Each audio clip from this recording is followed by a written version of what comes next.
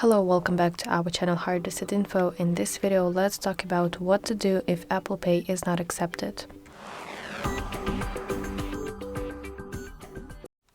So first of all, you have to check that your bank account has sufficient funds and that the card is not expired or locked by your bank, because that is the most common decline reason. Next, you can try quickly restarting your iPhone, and it might help you because simple restart can often fix some glitches.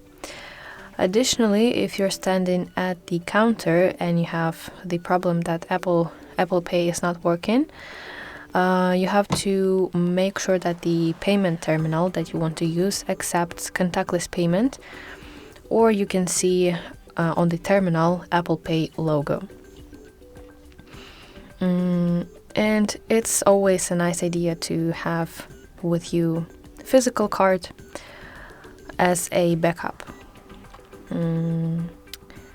Yes, and additionally, when you're trying to use your Apple Pay at the counter, you have to hold the top of your Apple Pay of your iPhone with your Apple Pay activated, and your phone should be very close to the terminal until the transaction is complete.